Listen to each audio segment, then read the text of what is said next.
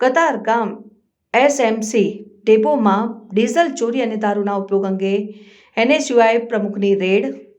સુરત શહેરના કતારગામ સ્થિત એમએસસીના વાહન ડેપોમાં ડીઝલ ચોરી અને દારૂના ઉપયોગ અંગે ગંભીર આક્ષેપો સામે આવ્યા છે. એનએસયુઆઈના સુરત શહેર પ્રમુખ ધીરેન્દ્રસિંહ સોલંકીને માહિતી મળી હતી કે ડેપોમાં ડીઝલની ચોરી અને દારૂનો ઉપયોગ થઈ રહ્યો છે. આ માહિતીના આધારે તેમણે રાત્રે 9 વાગે જનતા રેડ કરી હતી અને રેડ દરમિયાન ડેપો ઇન્ચાર્જ સંજયભાઈ બોરસે 100 લીટર ડીઝલ ચોરી કરીને સગવગ કરતા હોવાનું પકડાયા હતા. સાથે જ ડેપો કેમ્પસમાંથી દારૂની ખાલી બોટલ પણ મળી આવતી હતી, જે ડેપોમાં દારૂની ઉપયોગની સંભાવનાને દર્શાવે છે. ધીરેન્દ્રસિંહ સોલંકીએ આ મામલે કતારગામ પોલીસ મથકમાં અરજી નોંધાવી છે. તેમણે આક્ષેપ કર્યો છે કે ડેપો ઇન્ચાર્જની મિલીભગતથી એસએમસીના વાહનોમાં ઉપયોગમાં લેવાતું ડીઝલ ચોરી કરીને બારોબાર વેચવામાં આવે છે. આ સાથે ડેપોમાં દારૂના ઉપયોગ અંગે પણ ગંભીર આક્ષેપો કરવામાં આવ્યા છે. આ ઘટનાથી સરકારી સંપત્તિની સુરક્ષા અને જવાબદારી અંગે પ્રશ્નો ઊભા થયા છે.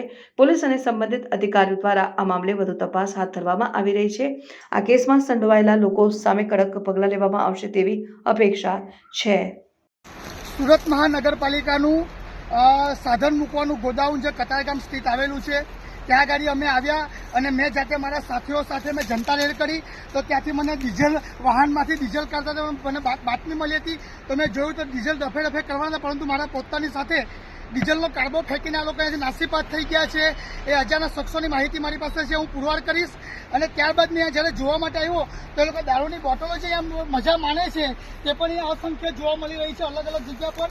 અને આને મેં જોયું ત્યારે લોકો બોટલ પણ રફે કરવાના હતા અને આ પાવડો લાવીને લોકો ખોદીને ખાડામાં નાખવાના હતા, એ મને માહિતી હતી. ત્યારે મેં જ્યારે અહીંયા આવીને જોઉં છું તો આ ડીઝલ ચોરી અને દારૂની મહેફિલો અહીંયા એસએમસીના કર્મચારીઓ માનતા હોય એવું મને લાગી રહ્યું છે. ગુજરાતમાં તો દારૂ બંધી છે, પરંતુ હવે જોવાનું રહ્યું કે સુરત મહાનગરપાલિકાના મેયર, સુરત મહાનગરપાલિકાના કમિશનર, અહીંયાના ડેપો ઇન્ચાર્જ શું કે છે શું નહીં એ જોવાનું રહ્યું.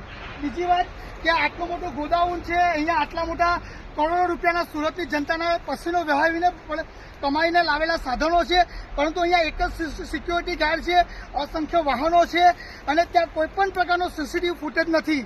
એનો આજે અમે હું ઝોન ઇન્ચાર્જને પણ વાત કરું છું અને આ જે પણ આનામાં પુરવાર થશે એના બાબતે યોગ્ય પગલાં લે, નહીં તો આવનાર સમયમાં અમે પગલાં લેશું એની ચોક્કસ ખાતરી આપીએ છીએ.